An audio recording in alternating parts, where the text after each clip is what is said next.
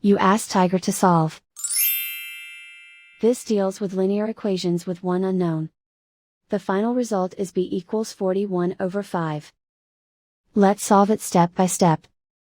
Simplify the expression. Expand the parentheses. Simplify the arithmetic. Group all constants on the right side of the equation. Add 10 to both sides. Simplify the arithmetic.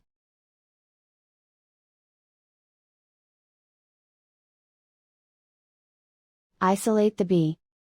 Divide both sides by 5. Simplify the fraction. And so the final result is b equals 41/5.